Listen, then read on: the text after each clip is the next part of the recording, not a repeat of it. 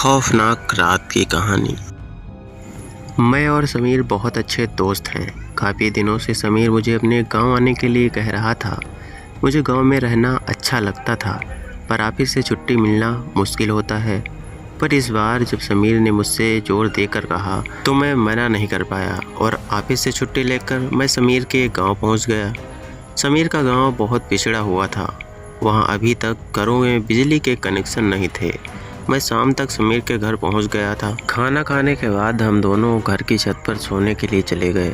गर्मी के दिन थे, कमरे में बहुत गर्मी थी, तो मुझे भी छत पर जाना ठीक लगा। वैसे मैं पहले कभी खुले में नहीं सोया। थोड़ी देर तक हम दोनों इधर उधर की बातें करते रहे और कुछ ही देर में मेरी आँख लग गई। अचानक रात में मुझे कुछ घुटन सी महसूस हुई और मेरी आँख खुल गई। मैंने देखा चारों तरफ सन्नाटा, गहरा अंधेरा था। समीर मेरे पास गहरी नींद में खर्राटे भर रहा था।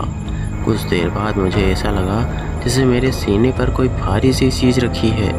मैं उठने की कोशिश करने लगा। मैं उठ नहीं पा रहा था। ऐसा लग रहा था जैसे कोई चीज़ मुझे दबाए हुए थी। मुझे अचानक बहुत घबराहट होने लगी। मैंने समीर को आवाज़ लगाने की कोशिश की, पर मेरे गले से आवाज़ ही नहीं निकल आ रही थी। मैं कुछ भी समझ नहीं पा रहा था। मैं उठ नहीं पा रहा था, बोल भी नहीं सकता था। मुझे ऐसा लग रहा था कि जैसे कोई मेरा गला दबा रहा है। मेरे सीने पर भारीपन सा महसूस हो रहा था। मैं क्या करूं?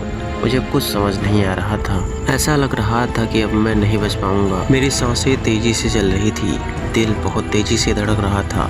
समीर मेरे बगल में था, पर मैं उससे कोई मदद नहीं ले पा रहा था। मैं अपने आप को जकड़ा हुआ महसूस कर रहा था। फिर भी मैंने हिम्मत नहीं हारी और अपना पूरा जोर लगाकर मैंने उठने की कोशिश की। पर मैं जितनी कोशिश करता, मैं जितना जोर लगाता था, उससे ज़्यादा जोर वह चीज़ मेरे ऊपर लगा रही थी। मैंने कई बार पूरा जोर लगाकर उठने की कोशिश की, पर नाकाम रहा। मैंने फिर भी अपनी कोशिश जारी रखी। मैं गले से जोर लगाकर बोलने की कोशिश करने लगा और मन ही मन अपने इष्ट को याद करने लगा। लगातार कोशिश करते हुए अचानक मेरे गले से एक जोर की चीख निकली, बचाओ मुझे समीर। समीर हड़बड़ा कर उठ बैठा और मेरे पास आकर मुझसे पूछने लगा, क्या हुआ तुम्हें? तुम ठीक तो हो? मैं अभी कुछ बोल नहीं पा रहा था। समीर ने मुझे जोर से झकझोरा। अचानक ऐसा लगा मैं जैसे कि किसी जकड़न से छूट गया और मेरे ऊपर का बोझ हट गया है। मैं बोल पा रहा था।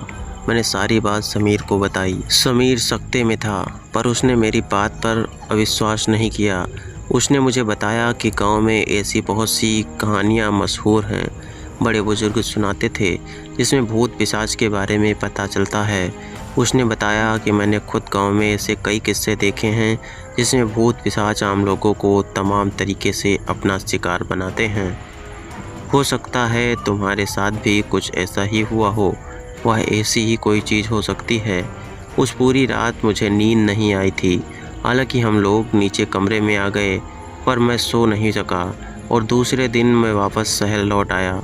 आज भी जब भी कभी मुझे वो रात याद आती है, मैं डर से सिहर जाता हूँ और सारी रात सो नहीं पाता।